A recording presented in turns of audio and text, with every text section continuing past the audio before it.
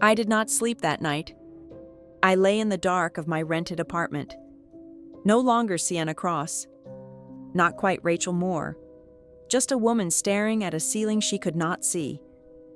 Replaying a single word over and over until it lost all meaning and then found it again. Rachel. Tessa had said my name. My real name. Whispered to a closing elevator door. To herself.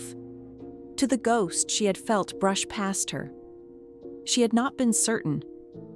I had seen that much in her face. It had been a flicker. An instinct. The kind of thing a tired mind says out loud and then dismisses. By morning, I told myself, she might have talked herself out of it entirely. People do not believe in the return of the dead. Tessa had buried Rachel Moore 5 years ago. Thoroughly. And she had every reason in the world to keep her buried, including her own peace of mind. But Tessa Lang had never been a stupid woman. That was the problem.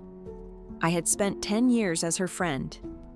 And the one thing I knew about her above all else was that she did not let go of a loose thread. It was what had made her good at her work. It was. I now understood. What had made her good at destroying me. She would pull at a thread until it unraveled, and she had just felt a thread brush against her in an elevator. And the question was not whether she would pull it. The question was how hard, and how soon. So I did what I had trained myself to do. I stopped feeling, and I started planning. By the time the sun came up, I had made 3 decisions. The first was that I would not run. Running was what a guilty woman did. And more than that, running would confirm everything. If Sienna Cross suddenly vanished the morning after Tessa whispered my name, Tessa would know she had been right. And she would spend the rest of her life and considerable resources making sure the ghost stayed buried. No, Sienna Cross would come to work as she always did. Calm and dull and forgettable. A woman with no idea that a senior executive had set a strange name to an elevator door. The second decision was that the clock had changed. For 6 weeks I had moved with patience. The slow, careful patience of someone with all the time in the world. That time was gone. Tessa was awake now, even if only a little. And every day I stayed inside that building with her suspicions stirring was a day closer to discovery. I no longer had the luxury of patience. I had to find the proof. All of it. And I had to find it fast. The third decision was the one I liked least. And it was the one I knew was right. I could not do this alone anymore. The careful, solitary, invisible game was over. I needed Mark. Fully. And I needed at least one more person inside. Someone with access I did not have. And I needed to start taking the kind of risks I had spent 5 years promising myself I would never take. I came to work that morning as Sienna Cross. I rode the elevator, I kept my eyes down, and I waited to find out whether Tessa Lang had decided she was imagining things, or whether the hunt had already begun. I found out by lunchtime. Mark caught my eye across the 11th floor and made the smallest gesture toward the stairwell. Our agreed signal.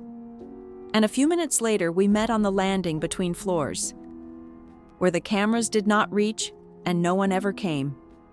Tessa was in human resources this morning, he said quietly. First thing, before her own meetings. My stomach went cold and still. Doing what? I said. I do not know exactly, Mark said, but Patricia mentioned it, in passing, not thinking anything of it. She said Tessa had asked to see the file on a recent operations hire, asked some questions about background, references, where the candidate came from. He looked at me. Sienna, I think she pulled your file. The thread had been pulled. I leaned against the cold concrete wall and made myself think clearly, the way I had trained myself to think. My file would hold. I had built Sienna Cross over 4 years precisely so that it would hold against exactly this kind of scrutiny. The references would answer. The history would check out. The degree was real, earned under the name I now carried. There was nothing in that file that would tell Tessa anything except that Sienna Cross was an unremarkable, well-qualified operations employee with a clean and ordinary past. But a file that holds up is not the same as a file that satisfies. Tessa had not pulled my file because she doubted my qualifications. She had pulled it because some animal part of her brain had felt a ghost in an elevator. And she was looking for a reason to believe the feeling, or a reason to dismiss it, and a perfectly clean, perfectly ordinary file. For a woman who had appeared from across the country with no connections to anyone here, might be exactly the kind of too clean that made a suspicious mind more suspicious, not less. "How long do I have?" I said, mostly to myself. "I do not know," Mark said, "but I do not think it is long." Her name was Chloe, and she was 23 years old, and she had no idea, in those first weeks, that she was about to become the most important person in my entire plan. Chloe was a junior assistant who worked on the executive floor. The 15th, the floor I needed to reach and could not. She was bright and overworked and almost invisible in the way that junior assistants are invisible. Fetching, carrying, scheduling, managing the small, endless needs of people far more important than herself, and being thanked for almost none of it. I recognized her instantly, not as a person I knew, but as a type I knew. She was what I had been, once, in a different building. Before I learned that being useful and being valued are not the same thing. I had noticed her over my weeks at the company, the way I noticed everything. She came down to the 11th floor sometimes to collect things from operations, and she was always a little harried, always apologizing for being a bother, always treated by my colleagues as furniture. I had filed her away as I filed everything, a fact about the building, a possible resource, nothing more. Now I needed her, and so I did the thing I do, which is the thing almost no one ever did for either of us. I saw her. It started small. I learned her name and used it. I thanked her, properly, when she brought something down. Looking at her face when I did it, I noticed, out loud, when she was carrying too much, and I helped her carry it. I asked her, once, how she was doing, and I meant it, and I listened to the answer. These are small things. They cost me almost nothing. But to a young woman who spent her days being treated as a function, they were not small at all, and within 2 weeks, Chloe had decided, in the way the overlooked decide about the people who finally look at them, that Sienna Cross was kind and safe and a friend. I am not proud of this part. I want to be honest with you about that. Chloe was an innocent.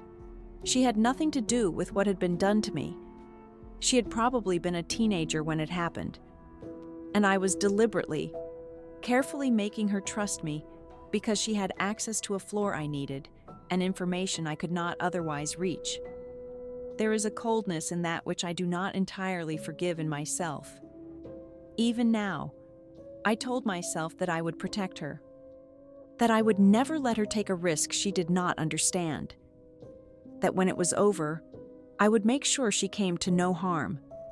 I kept those promises, in the end, but I made the friendship for a reason that was not friendship, and Chloe did not know it, and that is simply the truth of what I did.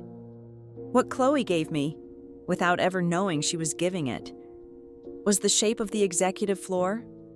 She talked, the way lonely, overlooked people talk to the first person who listens. She told me about her days, and her days were full of the comings and goings of the powerful. She told me, without my ever asking directly, who met with whom, and when, and how often.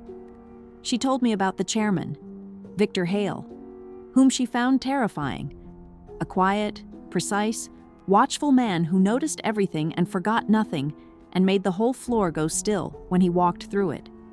She told me about Tessa and Daniel, the married pair of executives, and how strange it was that they barely spoke to each other in the building, how Tessa was sharp and cold, and Daniel was charming and distracted and seemed, Chloe said once, lowering her voice, like a man who was not very happy underneath all the charm.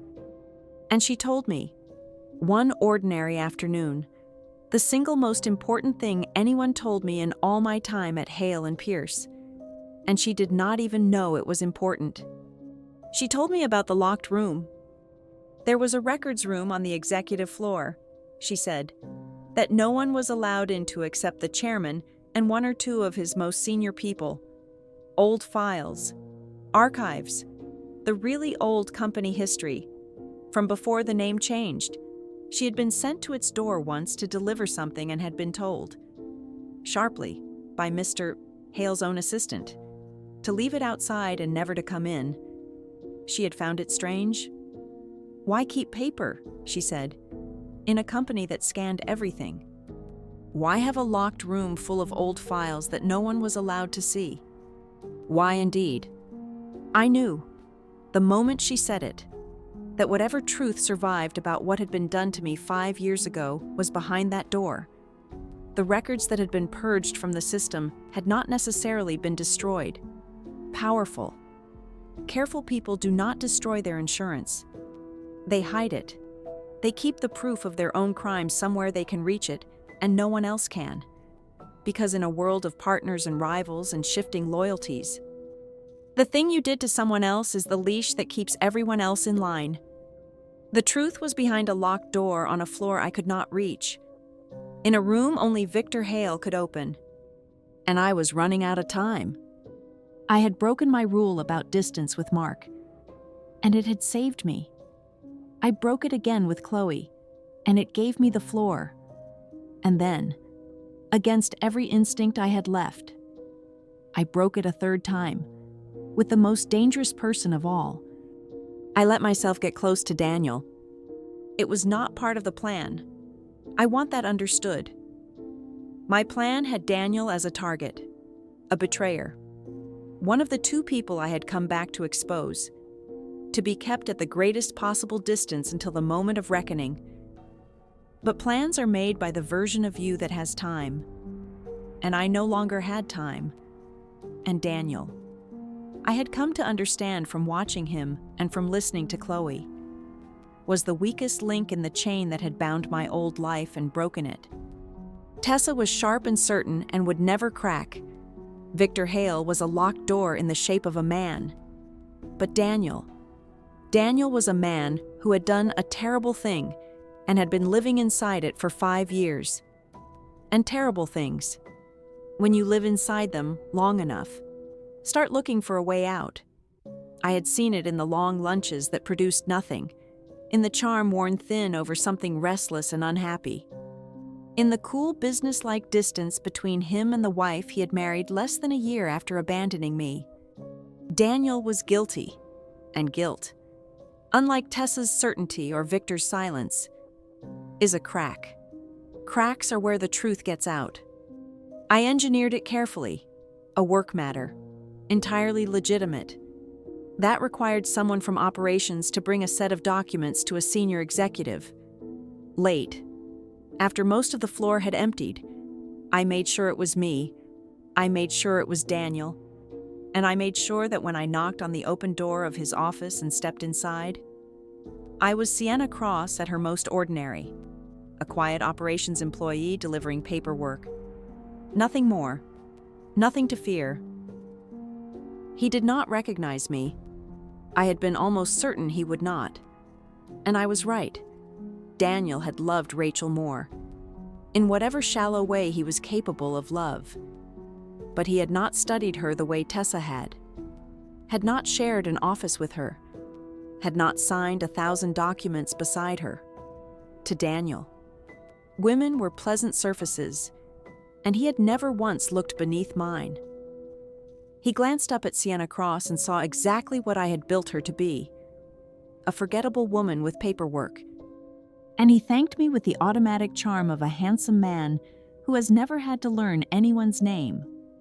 And then, because it was late, and because he had been drinking, and because guilty men who are lonely will talk to anyone who seems kind and safe and unimportant, he kept talking. It was nothing. At first, complaints about the hour, about the work, the small talk of a tired man. I gave him Sienna's mild, patient attention, the attention of someone with nowhere better to be. And I let him talk, because letting people talk is the only real skill I have ever needed.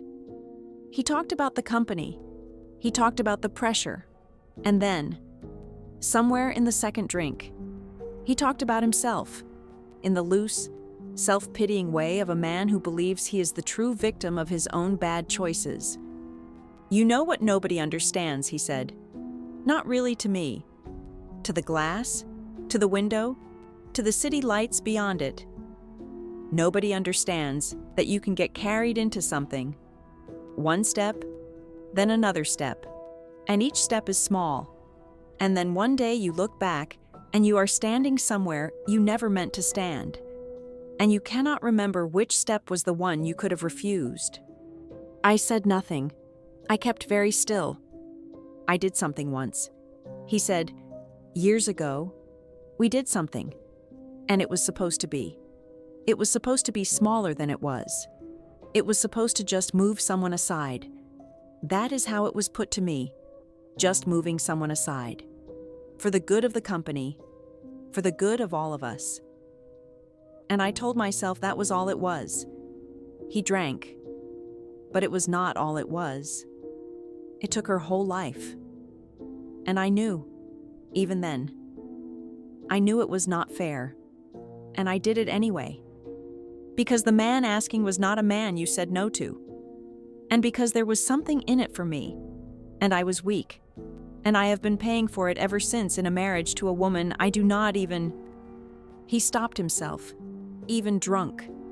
Even guilty. Some last instinct of self-preservation closed his mouth. The room was very quiet.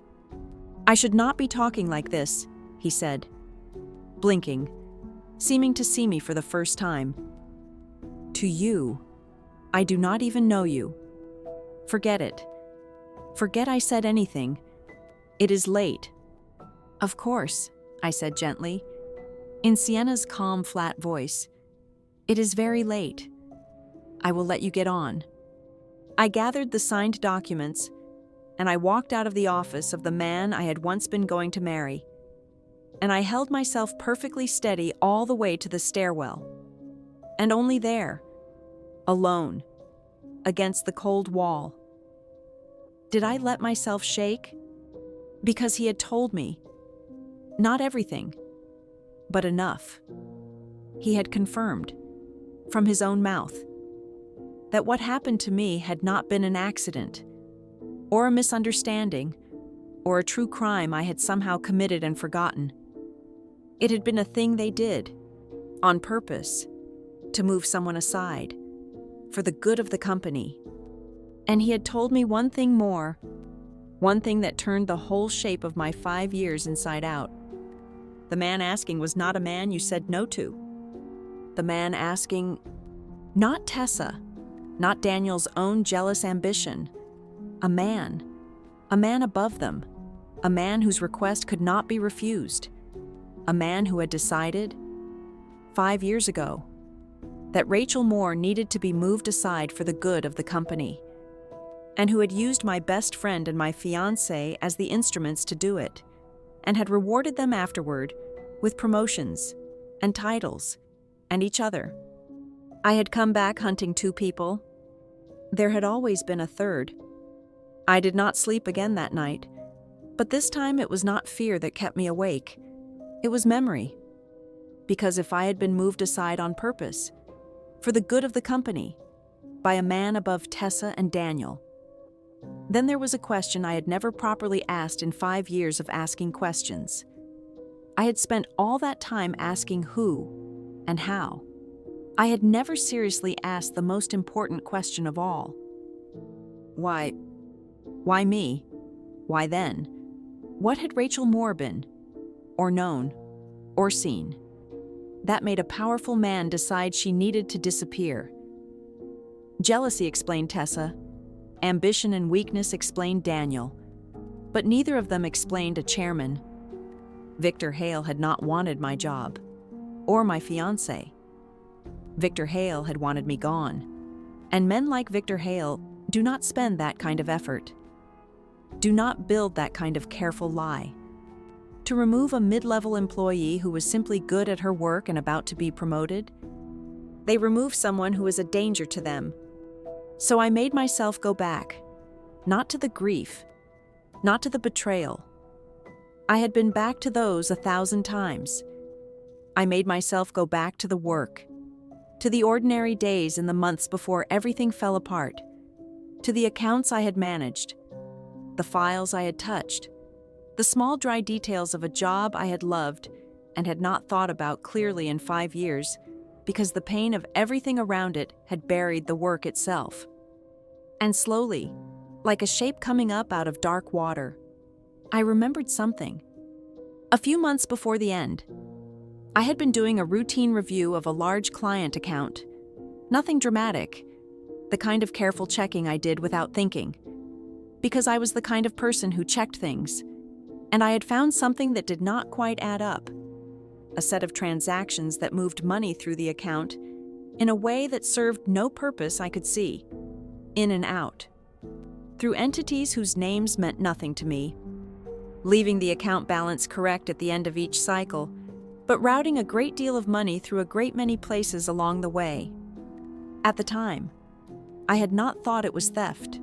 I had thought it was sloppiness, or some tax arrangement I did not fully understand, or a structure set up by someone senior for reasons above my level. I had made a note. I had asked a question. I had sent a short, polite, entirely ordinary message up the chain, flagging the pattern, asking whether it was intentional, whether I should be concerned, whether someone could explain it to me so I could do my job properly. I had never received an answer, and a few weeks later, the money had gone missing from a different account, and the trail had pointed at me, and my life had ended. I had never connected the two things. Why would I? The flagged transactions had seemed minor, a question I asked and forgot. The theft had seemed like a personal betrayal. My friend and my fiancé turning on me? For 5 years. I had held those two events in completely separate rooms in my mind, and I had never once thought to open the door between them. Now I opened it. The money moving in strange patterns through a large account, routing huge sums through places that made no sense. A junior employee, careful and honest and good at her work, who noticed it and asked about it, and sent her question up the chain to people who could see exactly what she had nearly understood. And then, weeks later, that same employee destroyed, removed, discredited so completely that anything she had ever said or noticed or flagged would be dismissed as the work of a thief and a liar. I had not been moved aside out of jealousy. I had been moved aside because I had seen something. I had brushed against the edge of something large and hidden and criminal, something that ran through the heart of the company, something a powerful man needed kept secret, and I had been too honest and too good at my work to be allowed to go on looking. They had not just taken my life. They had taken my life specifically so that no one would ever believe what I had seen. The audit. A year later, the one Mark told me about, the one that touched the old accounts and was followed by a great purging of records. That had not been routine either. Someone, somewhere, had come close to the same thing I had brushed against, and the same hand had reached out and buried it again. The locked room on the executive floor, the records only Victor Hale could see. I understood, finally, what was behind that door. Not just the proof of what had been done to me, the proof of why, the records of the thing I had nearly seen 5 years ago, the thing worth destroying a woman to hide, kept by the man who had hidden it, in a room only he could open, because the proof of his crime was also the leash he held over everyone who had helped him commit it. I did not just want into that room anymore to clear my name. I needed into that room to understand exactly how large the thing I had stumbled into truly was. And I was almost certainly not going to get in without Victor Hale knowing. Tessa moved faster than I expected. I had been so absorbed in Daniel, and in the locked room, and in the slow, terrible understanding of why my life had been taken, that I had let myself forget, for a few days, that the hunt had a second hunter, while I was learning the shape of the thing that had destroyed me. Tessa Lang was quietly, methodically, pulling the thread she had felt in the elevator. I learned how far she had gotten from Chloe, who told me without any idea what she was telling me. "Ms. Lang has been asking strange questions," Chloe said one afternoon, lowering her voice, glad to have gossip to share with her kind new friend about old employees. From years ago, she had me pull some things from the archive, personnel things, from before I even worked here. And she asked me, Chloe said, frowning, whether I thought it was possible for someone to change how they looked. Like, completely. She showed me an old photo and asked if I had ever seen anyone who looked like they could be that person. But different, older, different hair. It was so strange. My blood went cold and slow. "Whose photo?" I said, keeping my voice light, keeping Sienna's calm in place by an act of pure will. "I do not know," Chloe said. "Just a woman, from a long time ago. Pretty. Ms. Lang seemed almost, I do not know, almost upset about it. She told me not to mention it to anyone." She paused, and then, with the innocent loyalty that made what I was doing to her so much worse, she added, "I am only telling you because you are not anyone. I mean, you know what I mean? Because I trust you." "I trust you." I went home that night, and I sat in the dark, and I made myself look clearly at exactly how much trouble I was in. Tessa had moved from a feeling to a photograph.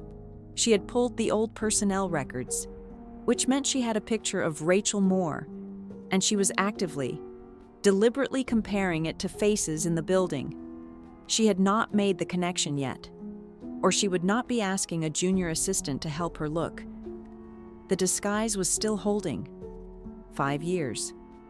The dark hair, the glasses, the stillness, the entirely different way of being. All of it was still standing between Tessa and the truth. But it was standing on narrower and narrower ground. Tessa was not going to stop. She would compare the photograph to every woman of roughly the right age in the building. She would study us. She would watch for the tilt of a head, the loop of a letter, the thing that the body remembers when the face has been changed. And I worked 2 floors below her, and I rode her elevators. And sooner or later, if I stayed, she would look at Sienna Cross long enough and hard enough to see the ghost underneath. I had a choice, and it was the same choice I had faced after the elevator, only sharper now, and more final. I could run. Tonight, I could vanish the way Rachel Moore had vanished 5 years ago. Leave Sienna Cross behind as an unsolved strangeness. A woman who quit suddenly and was never thought of again. I had enough now, almost, to understand what had happened to me. I could disappear and write it all down and find some other way, from the outside, to bring the truth to light. Or I could finish it. I could accept that the net was drawing in, that I had days and not weeks, and I could make a hard run at the only thing that mattered. The locked room, the proof, the records that would turn 5 years of suspicion into something the whole world would have to believe. I could gamble everything, now, before Tessa's eyes found me, on getting into a room only Victor Hale could open. I called Mark that night, on the careful, untraceable phone we used, and I told him most of it. The man above Tessa and Daniel. What Daniel had let slip. What I had remembered about the transactions. The locked room. Tessa and the photograph. Mark was quiet for a long time. Then he said, "You know this is not about you anymore. Do you understand that? If you are right? If there is something in that room, something Hale buried a crime with, then this is bigger than what they did to you. This is the kind of thing that does not just clear a name. This is the kind of thing powerful people make sure never comes out. By whatever means they have, you need to think very hard about whether you want to be holding that. When they realize you are holding it. I have been holding pieces of it for 5 years. I said, I just did not know what I was holding. I know, he said, I am only telling you that the moment you have all of it, you become the most dangerous thing in that building. And dangerous things, in buildings like that, do not last long. I told him I understood. I told him I had already made my decision. I was not going to run. I had run once. I had spent 5 years learning who I had to become, so that I would never have to run again. I was going to find a way into that room, and I was going to take what was inside it. And I was going to end this, one way or another. I did not know, that night, that I would not have to find a way in. Because the way in was about to come and find me. The message came on a Tuesday, through the ordinary internal system, in language so calm and routine that I read it twice before I understood what it was. The chairman's office requested that Sienna Cross come up to the 15th floor at the end of the day, regarding a matter related to operations. The chairman would like to speak with her personally. I sat at my desk on the 11th floor and looked at those words for a long time. There was nothing about the message that should have frightened an ordinary operations employee. Chairman occasionally took an interest in projects. It happened to Sienna Cross.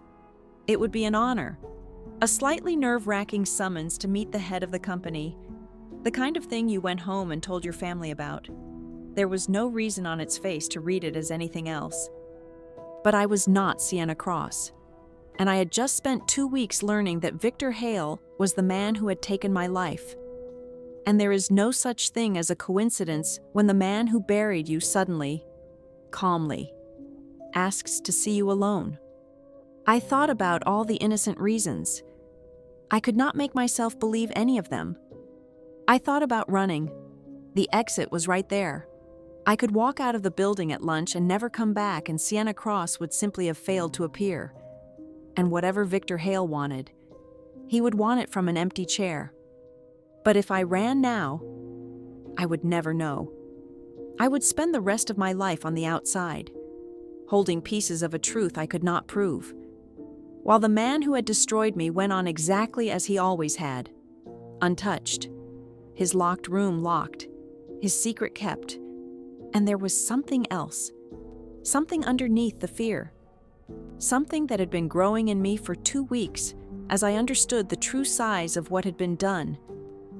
I wanted to look at him, the man who had decided, 5 years ago, that an honest woman who was good at her work was a problem to be solved.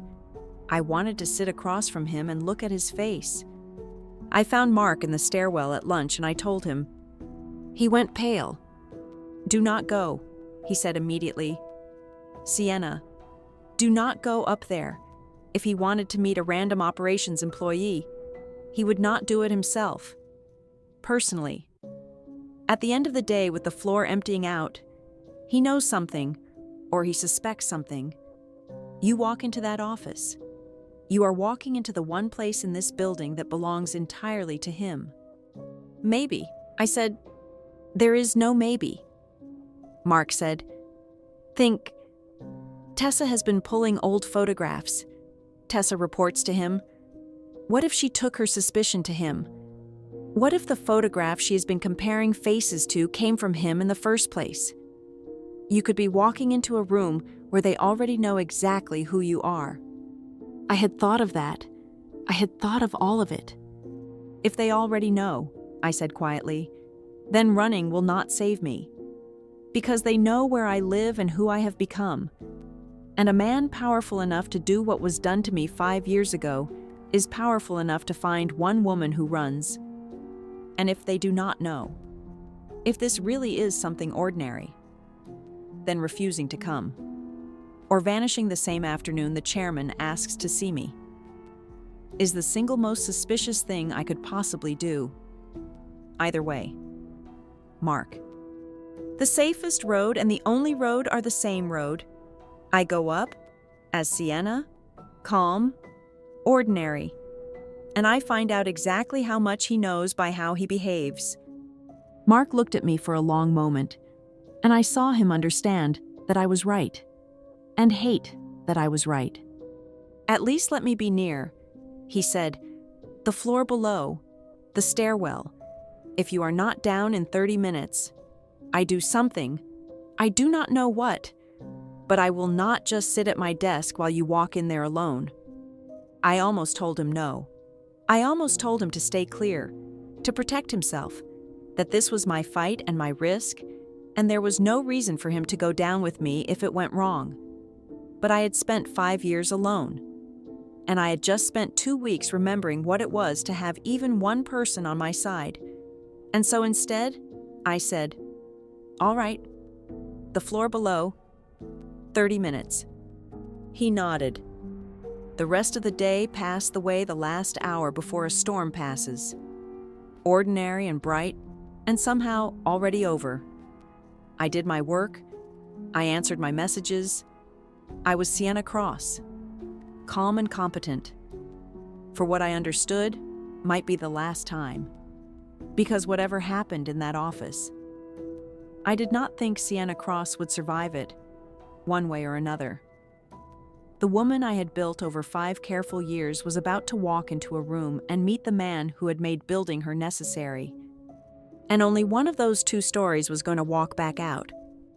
At the end of the day, when the 11th floor had begun to empty, I stood up, smoothed my gray blazer, adjusted the glasses I did not need, and walked to the elevator.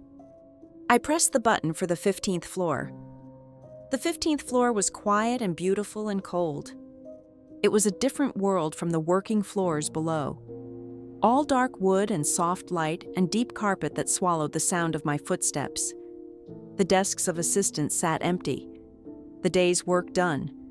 Their occupants gone home. Chloe was not there. I was glad of that.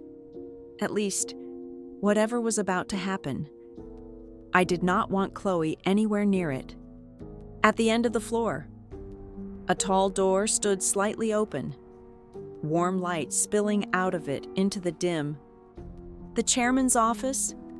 I crossed the empty floor, my heart slow and heavy and steady, and I stopped at the door, and I knocked once, lightly, on the frame.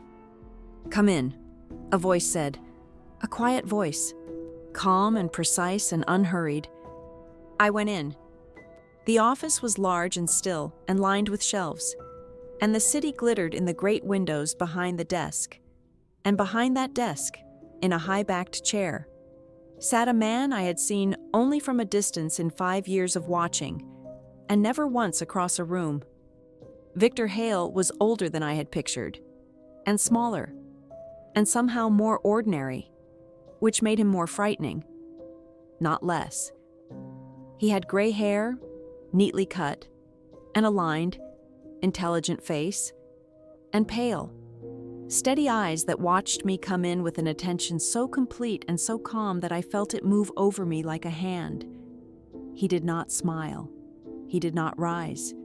He simply watched me cross the room toward the chair in front of his desk, the way a man watches the last move of a game he has already won. "Thank you for coming up," he said. "Please, sit." I sat. I kept Sienna's calm wrapped around me like a coat. I folded my hands in my lap. I looked at him with the mild, slightly nervous attention of an ordinary employee summoned by a powerful man. And I said, in Sienna's flat, quiet voice, "You wanted to see me, sir, about operations." Victor Hale looked at me for a long moment, and then he did something that stopped the breath in my chest. He smiled, slowly, without warmth. The smile of a man setting down a card he has been holding for a very long time. He reached into a drawer of his desk, and he took out a single photograph, and he laid it on the desk between us, facing me, and slid it forward with one finger. I did not look down at it. I did not have to. I could feel what it was. He left his finger resting on the corner of the photograph, and he leaned back in his chair, and he looked at me with those pale, patient, terrible eyes, and he spoke in a voice as calm and quiet as still water. "Let us not waste each other's time," he said. "We are both far too good at this for that." The city glittered behind him. The floor was empty. The door was at my back. "Sit down properly," he said gently, "and let us talk. You and I..." Miss Moore. To be continued in part 3? Thank you for listening to part 2 of The Woman Who Came Back. The final part is coming soon, so make sure you are subscribed with notifications on, because everything has been building to what happens in that room. Tell me in the comments, how long do you think he has known? And what is in the locked room? I will see you in part 3.